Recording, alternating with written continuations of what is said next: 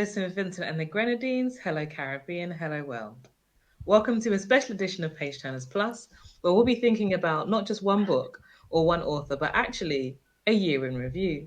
How do we feel about what we read in 2022 and what we're looking forward to in 2023? It's our usual panel, but we're going to be talking about a bunch of different books, which we hope you've perhaps read or are thinking about reading and will also love as much as we have. So to start us off, I'll ask my beloved panel members, which Caribbean book moved you like no other in 2022?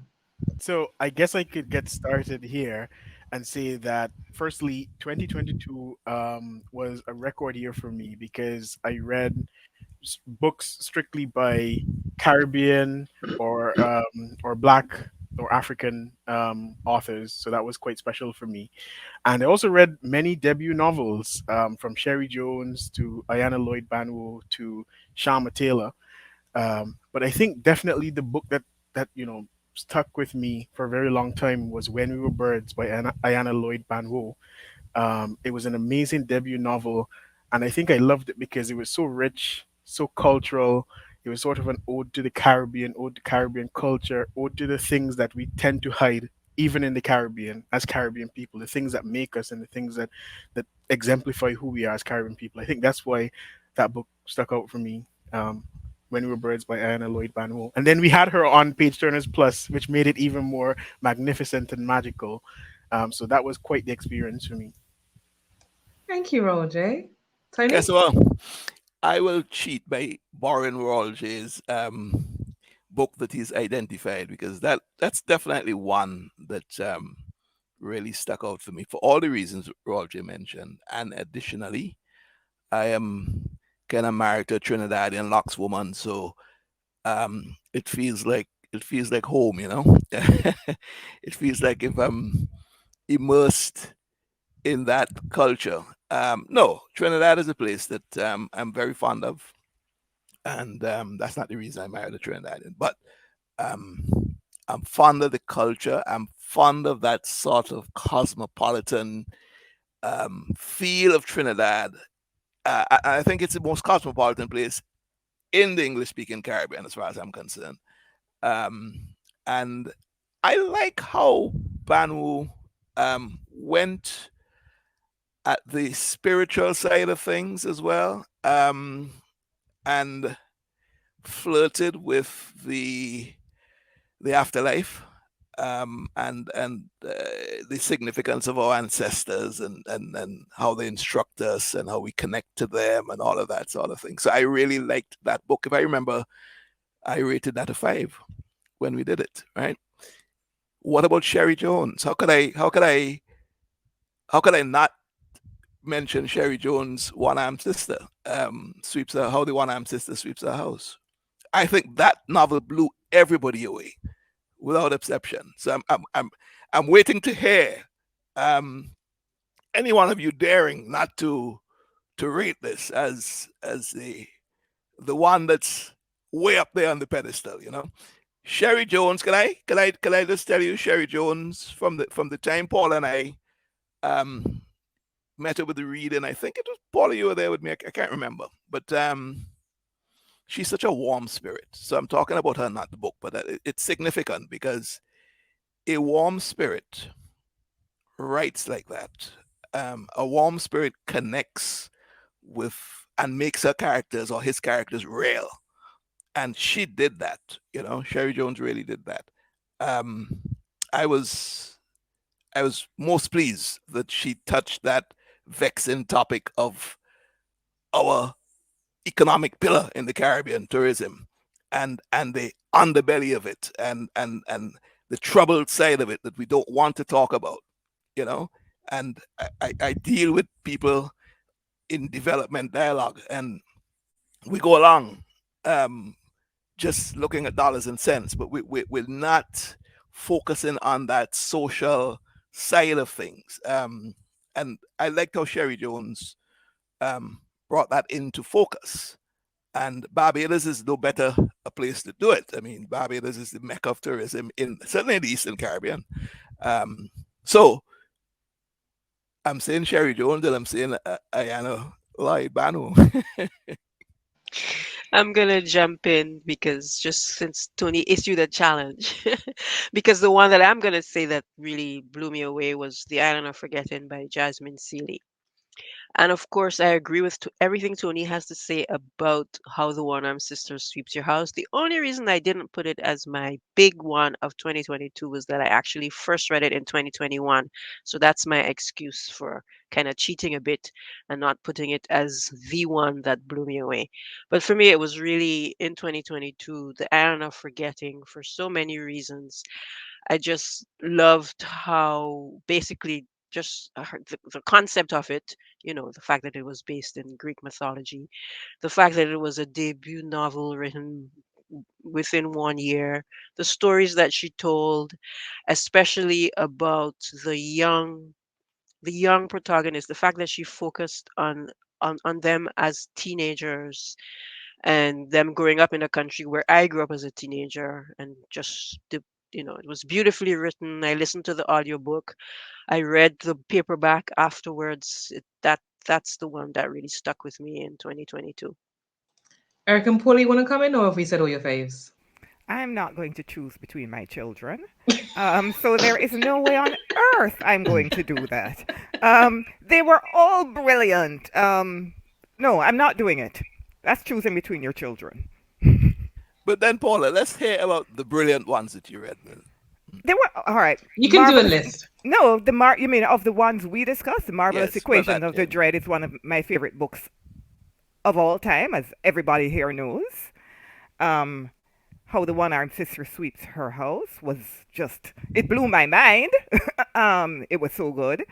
Like Francine, um, the Island of Forgetting also blew my mind.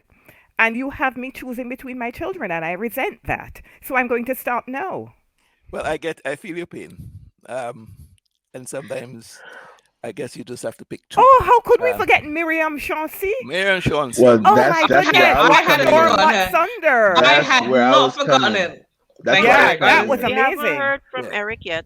Right. So thank you, Francine. That's where I was coming in.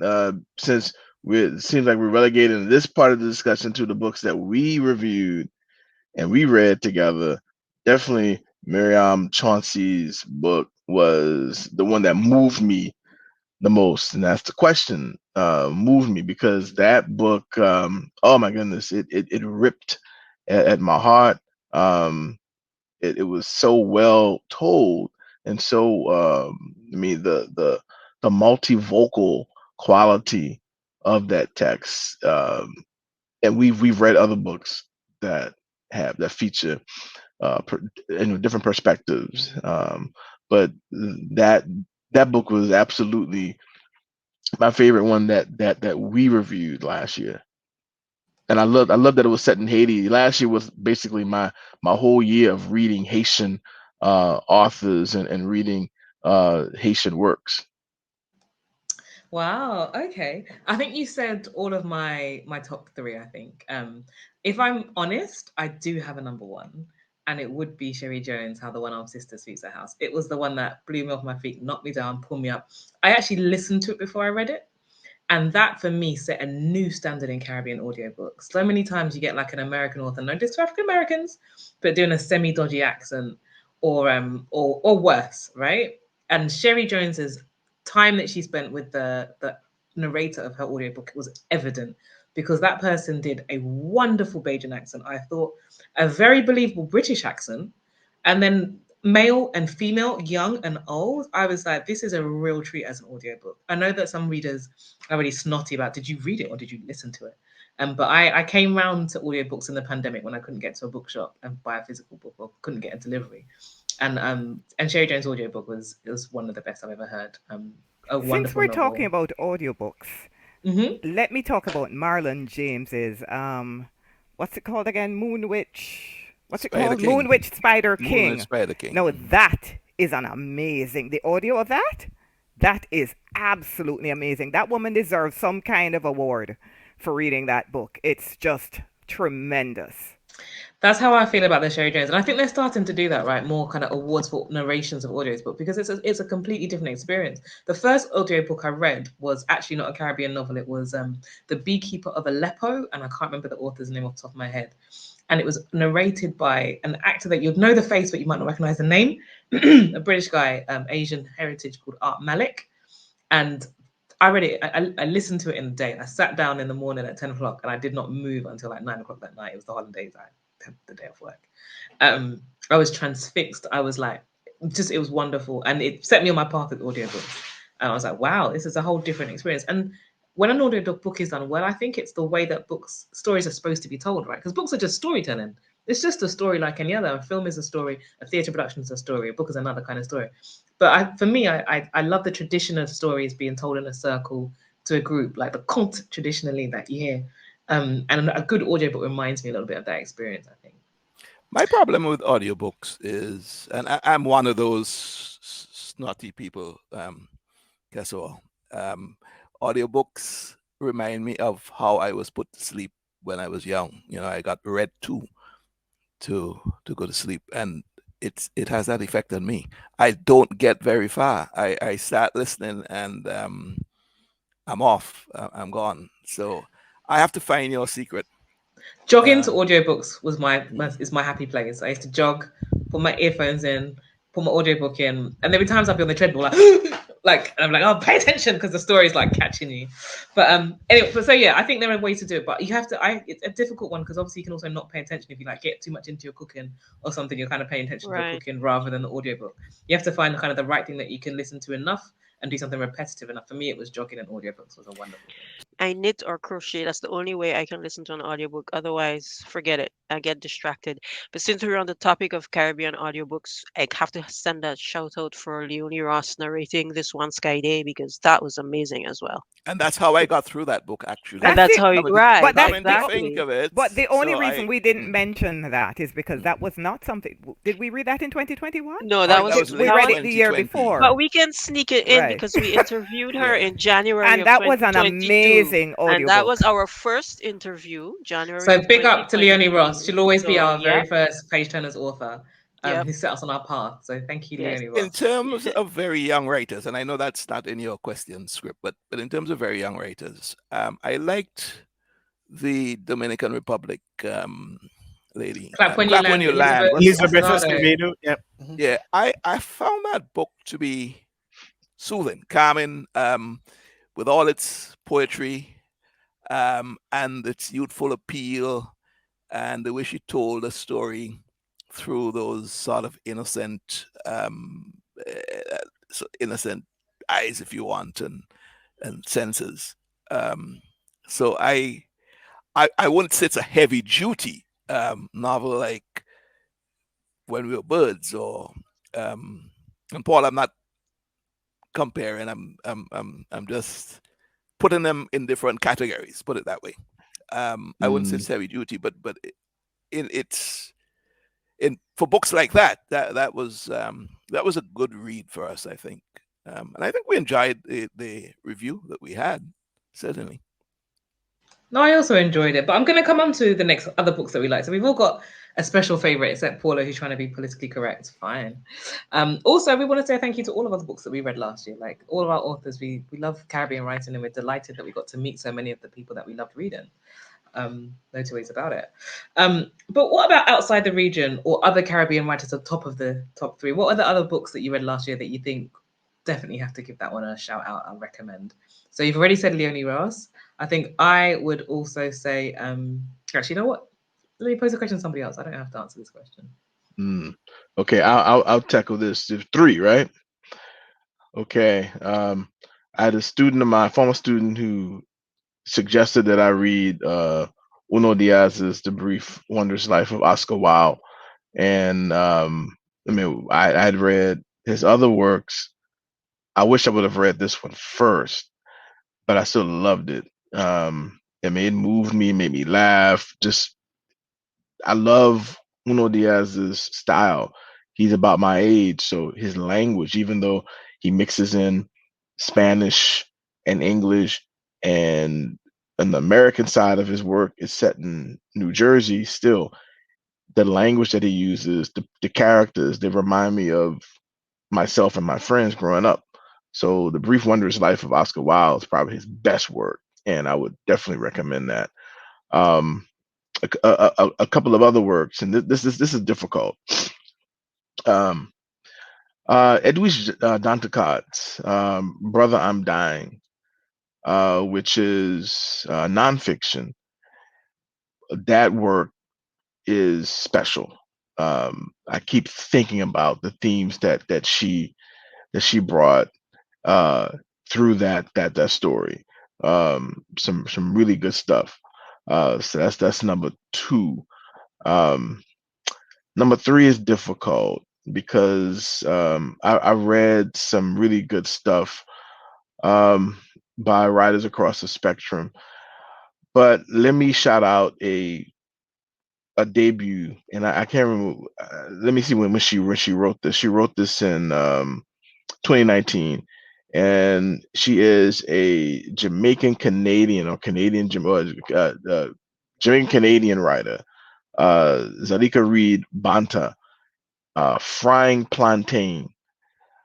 That book is for me is excellent, and it opens up in Jamaica, but most of the story, the vast majority of the stories, because they're a collection of short stories, are in Toronto. And coming of age story. I mean, it really good. So I highly recommend that book to our viewers to see that the other side, where you have a second gen Canadian Jamaican, and how she's navigating life as a teenager in Toronto, and in the relationship she has with her mother and her grandmother especially. I'll come in here because two of my three books were recommended by Eric. I read them because he because he said they were so good, and they were very good. Swing Time by Zadie Smith. I'm a big Zadie Smith fan, but I had not read Swing Time, and I'm very glad that Eric recommended because it was brilliant. Um, just to go off on a little tangent, because the name of the novel is Swing Time, it made me go back to Toni Morrison's jazz. And then, of course, because I'm reading Toni Morrison's jazz, I also have to read the other two books in the trilogy, which, well, Beloved is one, but I did not reread Beloved because Beloved freaked me out when I first read it as a very young woman, and I don't think I've ever recovered. And the other in that trilogy is A Mercy. Um, so Jazz was a reread for me. I had never read A Mercy, and Beloved I'm too scared to read. But those are not my three books. The second one was another recommendation by Eric, Adriana in All My Dreams by René Depest, which again was brilliant. It's a very short novel. I think everybody should read that book. It's an early Haitian novel. Well, early in the modern sense. Early in modern canon. Is And it then, written early or is it set in early times? oh yes, that's probably it. It's set in early times. I don't think it's written all that early. I think it came out in the 50s, I think. Um, Yeah. The Best is like a classic Haitian Yeah, it writer, is a right? classic. Yeah, it's yeah. it's it's a brilliant novel. I think everybody should read that novel. And then the third one is The Air You Breathe by completely coming out of the region, not so far, Brazil. She's a Brazilian author. She's not African descended, which is unusual for me. Mostly I read books by people of African descent. Her name is Frances de Pontes Peebles, um, and it's a fictionalized account, very, very loosely based on the life of Carmen Miranda. It is a brilliant, brilliant novel. Highly recommend it. I guess I could jump in here for my three books, and strangely enough, the first one I came across when I was living in Scotland, and it was recommended to me by a fellow student at my university, who is black and from Manchester, and it's called "The Louder I Will Sing" by Lee Lawrence. and it is a story of how his mother, Cherie Gross, a Jamaican migrant who came across in the Windrush as part of the Windrush travel or Windrush migration experience, and she was shot at her home in a case of mistaken identity by the British police, and she ended up being paralyzed, and she died maybe 30 years later. But a coroner's inquest ruled that it was because of the gunshot or the bullet that was stuck in her spine that eventually caused her death. And it follows the story of how Lee Lawrence and his siblings grew up in Brixton.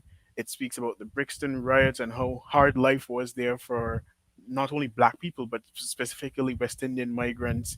It speaks about the inequalities in the education system. It was just so rich, and I related to it in some ways because living in the UK at the time and living in a place that was so isolated from the difficulties that black people faced in the UK. I was living a sort of microcosm that was just unrealistic. I felt that that helped me to relate more to what a lot of other people face in the sort of concentrated areas of London, Liverpool, Manchester, Birmingham, Leeds, for example. So that book really it was beautifully written by Lee Lawrence. I think it won the Costa Nonfiction Award the year it was published. It was poetic. It was beautiful, beautiful writing. The second book, which I read later in 2022, was Things I've Withheld by Kai Miller. That was my first nonfiction reading of anything from Kai Miller. I've done his poetry before, and this writing was absolutely beautiful, and that has since propelled me to actually go and read his fiction. Just the way he speaks about his experiences. Um, he talks about traveling as a black man, the underbelly of tourism. He covers so many topics within that book of essays that I absolutely gave it 5 stars and loved it. And the third book, which is one of the final books that I read for 2022, I sort of just read it on a whim, was The Dreaming by Andrew Bagu, who's from Trinidad. And that's part of the reason why I bought it, because I was just at the bookstore and I saw it and I got it. And it's a collection of short stories, only 156 pages, and they're sort of connected short stories that focus on the lives of gay men in Trinidad and Tobago. And I found it was very bold. It was well written. He's a beautiful writer, much better writer in my opinion than he's a poet. But that's just my opinion. And it was just so potent, so rich, full of literary devices that carried the stories well. I would recommend it for reading. So those are my three books. Thank you. I'm aware that we are just chatterboxes and we're just going to keep going. So I'm going to give my three very quickly because I do think I have three books I have to big up. Oh, Francine's like, no, I want to big up mine. Francine, go first. I was just reminding you that we haven't all done it. That's all. But um, okay, sorry. um, so my first one is by a Trinidadian writer, Lisa Allen Agostini, The Bread the Devil Need, which I absolutely adored because, well, it's set in Trinidad where I went to university and I love Trinidad, and because it's told in completely in Trinidadian language, Trinidadian Standard English or Trinidadian Creole. And so when reading it, I felt like I was hanging out with one of my Trini friends who was telling me her story. And it's a very tough story about domestic abuse told from the point of view of the victim. It's told in the first person, but it's just a really wonderful story that highlights domestic abuse, but also different societal issues in Trinidad. So that's one of my favorite reads last year. My other two are from African American writers, both women. One is The Love Songs of W.E.B. Du Bois by Honoré, I don't remember her full name, Fanon Jeffers. Honoré Fanon Jeffers, which was a huge commitment. It's over 800 pages long and took me a few months to read, but it's this beautiful s- story. It switches back and forth between historical fiction, back set in like the 1700s, in in Georgia, and it basically traces the history of what happened with the Native Americans who were living there and how they were moved out and then moved on to slavery. So it switches between this history and a modern day protagonist coming of age, and it goes through how coming of age in her family, it addresses white supremacy, racism, colorism, family dynamics. It's intergenerational. It's just absolutely fantastic. And the third one is The Vanishing Half by Britt Bennett, which talks about passing and is the story of twin girls who were, well, we're all familiar with the one drop rule in the US. So they physically appeared white, but what they were black.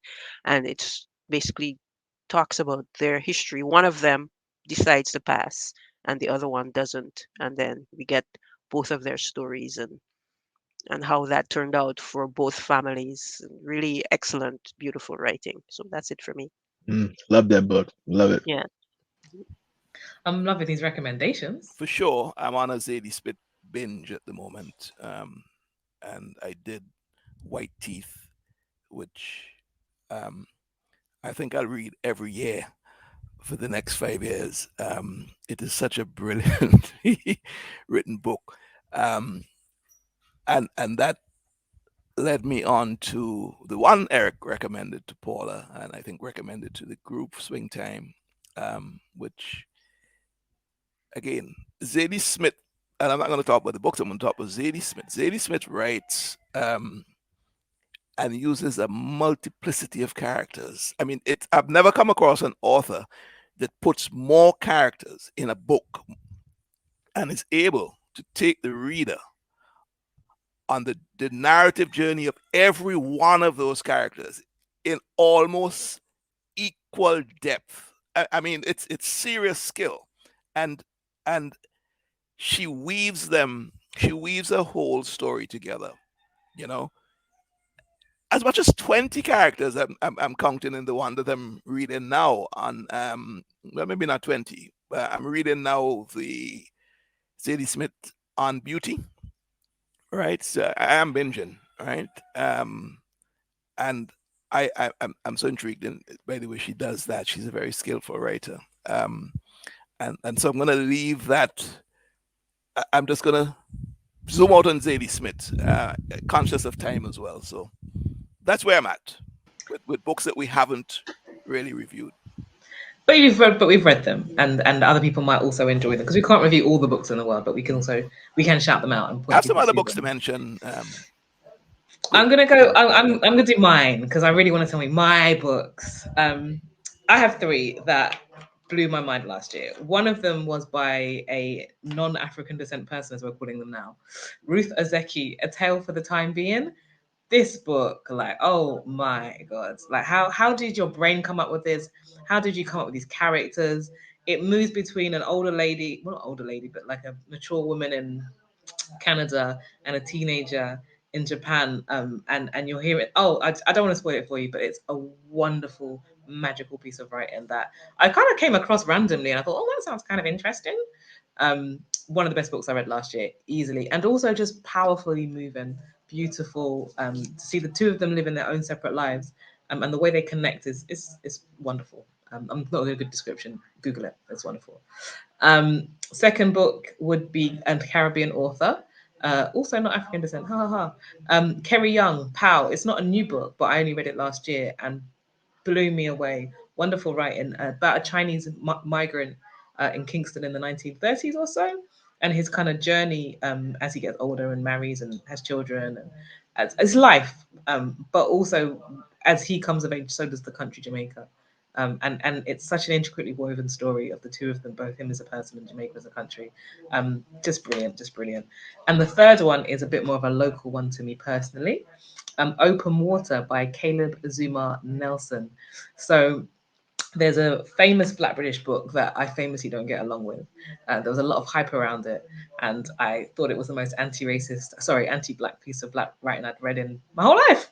Um, I'll not name names. Suffice to say, one of my very good friends knew I was extremely disappointed by the hype around this particular novel.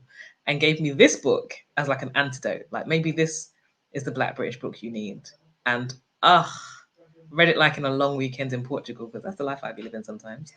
And it was just it's brilliant. A lovely love story. I know some people actually don't like it as much as me, but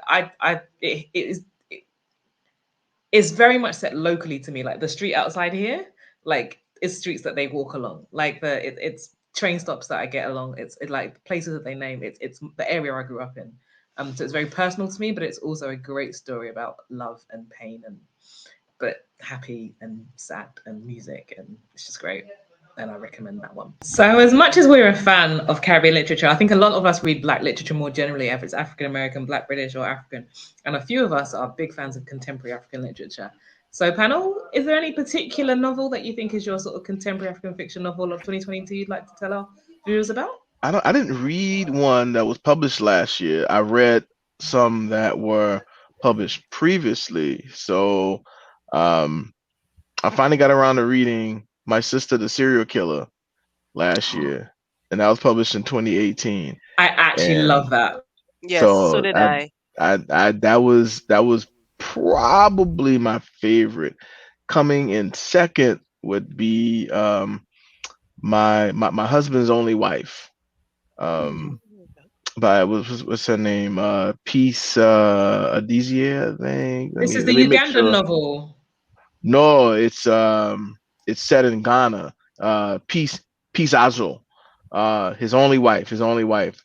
I found that book really I found it really engaging, and um Peace brought the story of like marriage and culture in that Akan cultural setting. I think she hit it, and having been to Ghana, stayed in Ghana for a while, knowing a little bit about the culture and the expectations for women, um, really good, really smart. So I would suggest that one as well. So those are only two like contemporary ones that I read. Oh no, all right, it's one more. All right, this is my favorite. All right, this was published in 2018 as well. Um, She Would Be King by Wayetu Moore, a Liberian American writer. Um, Historical fiction, a little bit of magical realism. Really tells a story about Liberia and the people who would become Liberians from the United States, African Americans, but also from the Caribbean. Um, Highly suggest that novel. Mm. Thanks, Eric. I have a couple, except I actually don't think I read them in 2022, but I read them probably in 2021. But I read Behold the Dreamers by a Cameroonian American novelist called Imbolo Mbue, which was really excellent about a couple of, I believe, Cambodian immigrants to the US, and basically what happened to them as a young couple, and they basically went to America because of, the American dream. They thought that Mm, their life would be so much better in the US because they didn't have many opportunities back home. And basically, the story is about them in New York City and the life they found there. And I'm not going to give up any spoilers, but I actually listened to that one on audio, one of the first audiobooks I've listened to, and really excellent. Francine, And did you say Cambodian or Cameroonian? Cameroonian, sorry. Oh, Yeah, that I probably, yeah, Cameroonian, Paula Cameroonian. speaks. Yes.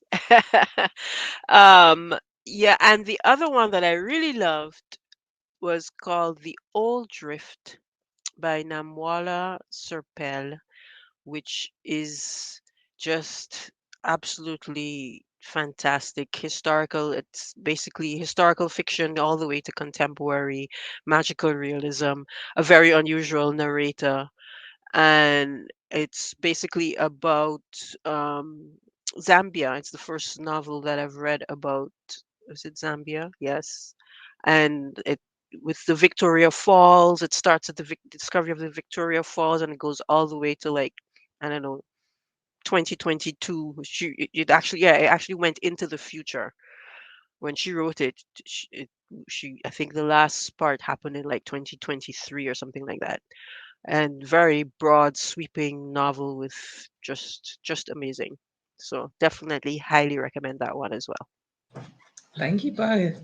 I'm going to throw into the mix The Girl with the Louding Voice by Abby Dari, which, I mean, this book, like, knocked me down, threw me up. Like, never met a character like that I wanted so desperately to get the happy ending that she absolutely deserves. Beautiful writing. Incredibly clever in terms of the main character is one of the issues that she has is she doesn't speak English in a context where you're supposed to speak English to get ahead, if you like. And the way that the writer shows you the development of her own language while the book is written in English is so clever. The way she does it, brilliant novel, incredible characters, incredible storytelling. And that novel sat with me for a long time. Like, it was a book that I just did not forget easily, you know. And the character Oduni, the girl that it's the girl with the who wants to have a louding voice, is highly recommended to anybody who's ever had a heartbeat and enjoyed 3 words. Read the book. It is too much. It's so good. One of the best books I've read this ever. Just brilliant writing. Um, Onto that. Is there any other writer? So when obviously you read a book like that, you're like, what else has she written? You know, like, is anybody else had that reaction? Do you want to tell us about a writer who, once you finished that book, whether it was a Caribbean novelist or from abroad, you were like, what else have they written? Well, it's Zadie Smith for me, but so there you go. But if I may, guess what? Just kind of cheat a little bit and get in my 3, then I'll forever hold my peace, and they're not necessarily African. In fact, I'll tell you now that I haven't read any African authors per se in 2022 is what we're looking at, right? But the 3 books I want to just kind of throw in, mention. One was Eric's recommendation. Old book is an autobiographical piece, Uladua Equiano, right? That's a must read, essential reading, I think, for everybody who wants to understand the transatlantic slave trade, told through the the narrative of a slave, and that was enlightening and insightful for me. And just two other books quickly. One I read to the back end of 2022, If an Egyptian Cannot Speak English by Nunaga, American Egyptian writer who goes back to Egypt and meets an Egyptian, and it's set in the Arab Spring, the immediate, post Arab Spring, and the disappointment that the Egyptians felt with what has changed after all that, Mubarak, getting rid of Mubarak. And but what I liked about it, it's very arty. It's bohemian at times.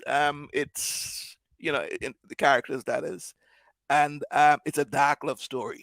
So all of that is in there. And one more, there's this guy you sent me to write long notes. A Month in Siena, Hisham Mata. This is a Libyan American writer who, again, this true story. This his father was living in exile in Egypt, and he was part of the was the Gaddafi movement, part of the anti-Gaddafi movement. But he was captured, brought back to where's Gaddafi again? Brought back to Libya, and just vanished. Just like dissolving salt. And but his book was going back to Siena, using art pieces, studying them, going to these museums, studying them, and making a relationship with, coming to peace. The paintings that made him, consoled him, came to peace with life. It was just so arty, if you know what I mean. And so those are my 3 that come to mind. Thank you. I'm going to move our conversation on because I realize that time is not our friend. We get started talking about books and suddenly there's no time left. So I'm going to ask 2 more questions. And I'm going to pick them very selfishly based on what I want to know. Is there oh yeah, is there a story that you think a Caribbean writer hasn't told yet that you'd like to see told? So I'm thinking particularly, Eric, you mentioned My Sister the Serial Killer, which was a clever, dark, funny, just off the rails. How did you come up with that? But at the same time, so believable, right? Delicious novel. And brave in ways that we talk about bravery. I think Tiffany Anique and London Love and Bounding, what a brave treatment of like incest, you know? But I think My Sister the Serial Killer is brave in a whole different way. Like how we challenge ourselves is it's like a new genre of writing, right? And so I wonder, is there for me? I'd love to see a Caribbean equivalent of that sort of bravery in terms of the story you choose to tell and how you tell it. Um, does anybody else have a story they'd like to see a Caribbean writer tackle? You think we haven't got a book I about? don't really have a story. I have more of a genre. I would like to see more. Well, it's not. I don't even know if that's a genre.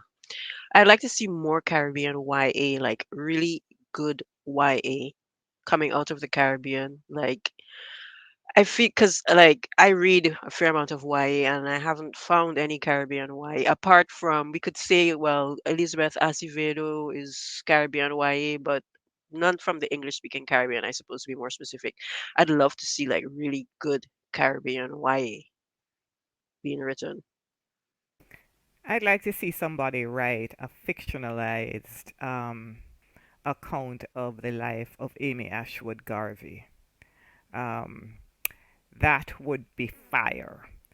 And I know one of the questions that we had thought about discussing was who should write it.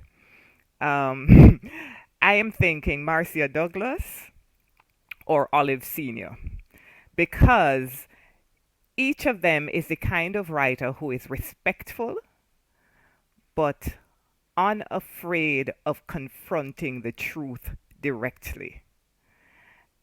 And that is how I would like to see somebody treat Amy Ashwood Garvey's life in fiction. All right, I'm gonna think on my feet here, and I'm gonna borrow something from the one novel that Tony is reading right now, and that's On Beauty by Zadie Smith, which is mostly set within an academic setting and set on a Tony um, campus in New England. Why not a Caribbean novel set at the University of West Indies in Mona?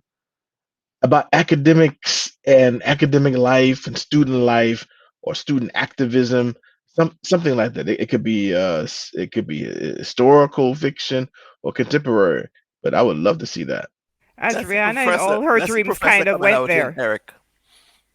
That's the professor. That's the university professor coming out in Eric. No, And but Adriana in all her dreams was partially set on Mona. You remember that of it? I do. I Yeah. do. Hmm. I think he wants something contemporary though, an update. And Eric, you might be pleased to know that I'm going to say the title. I'm going to say the title wrong, but there's a book by Corinne Menticaster, who was the former president of the Université des Antilles, and she wrote a novel about her experiences. And I won't go into the scandal that she went through, which is quite a page turner. And as someone who lived through the thing that she's writing about on that campus, I can tell you it was quite the roman à clef, they call it. It's called the Talisman de Felix or something. I can't remember the title. I'm sorry, but it's in French, so we can argue about translation here because the novel was set on a Caribbean campus with all the drama that you could not possibly imagine. It's a part crime novel. Um, it's just really exciting. Well, if you were there, I don't know how exciting it is if you weren't. Um, but it is a really good novel. I found it quite the page turner. I don't read a lot of novels in French, but that one. It was really, really good. And it was totally set on a Caribbean campus. Guess what? I would like to see somebody tackle, in a fictionalized sense, the demise of West Indies cricket, and that's I mean that's real for me because West Indies cricket is the pulse or was the pulse of the people in the Caribbean, right? And outside of the region, in the UK in particular, where we made you guys feel proud to be Caribbean. And so we're going through this turbulence now with West Indies cricket. And I would really like to see somebody not give a factual account because that's going to be boring. I want to see somebody fictionalize this thing and bring all the bacchanal that's in cricket, in the structure of cricket, into a novel. And I think that would get Caribbean people reading, I think. I think the one I'd go for is similar actually, But the other end of time, or not the other time, the other end of Caribbean nationalism or West Indian nationalism, I'd love to see someone tell a story about the Panama Canal as a crucible of Caribbean identity formation in the early 20th century. And I'd like them to remember that the first people to go to Panama's Canal were the French. So there's Martinicans and Guadeloupers who also trace their roots back to the Caribbean Canal, the Panama Canal, and the Caribbean communities there. There's a video documentary done on the whole Panama Canal and the Caribbean people that went to build it. And so I'd love to see that in fiction, like you say, with all the drama that is involved, right? And how it kind of precedes, I think, early ideas of West Indianness, or is the place where it's formed. That's my personal, as a historian, always want a historical fiction. But I think Caribbean historical fiction is awesome. Just to briefly get in there, I'd like to read a Caribbean book that is not very traumatic. The last year we've read so many traumatic Caribbean books. Didn't we read that in this novel? One Day Sky? Didn't we read that in this One Day Sky? One Sky Day. I always say that. No, I mean she Mary made us Ross. laugh, but she tackled some really serious stuff. I see what Roger is saying. Just a book just about like everyday life without, just Without the weight of history. That's not That's a our romance novel. No, not romance, because that's what 1 Year of Ugly was. Yeah. Well, YA, but YA is full of drama though. I mean, good YA literature is full of some good teenage drama. But, Okay, I think we're going to run out of time, folks. So we're going to have to ask one final question. What are you looking forward to in 2023 in terms of fiction in the Caribbean? So I could get started here. So I'm looking forward to two books. First one, The God of Good Looks by Bree McIver, and the second one, Hungry Ghost by Kevin Jared Hussein. Kevin Hussein, he's won the Commonwealth Short Story Prize a couple of times, and he's also been a judge for it. So I'm really looking forward to those two works. Okay, I'm personally looking forward to there's River Sing Me Home by Eleanor Shearer that's coming out in 2023, and the other one is The Gospel According to the New World by Maryse Condé, which I would love for us to read and review, and because I don't think we've done any books out of the French Caribbean yet, so that would be fun for 2023 Ooh. for us. I'm going to mention. Oh, sorry. Did you want to say something? No. I was going to just ask, how long is Maurice Condé's book? That's all. She's capable of writing short fiction. She has quite a few that are short. Quite a few. Good. Yeah. I think the book I'm looking forward to is the next debut novel that's going to blow me off my feet like Jasmine Seeley's book did, because that book was like too accomplished for a debut novel. It wasn't normal, and reminder of how brilliant Caribbean writing is, and how we are world class. And I love that we have a show where we just talk about it and really revel in our wonderfulness. I think, folks, that's us. Thank you very much for watching. We have been Page Turners Plus. This has been our 2022 roundup and our things we're looking forward to in 2023. Look out for us. We're on YouTube. We're on TV and St. Vincent and the Grenadines. And good night.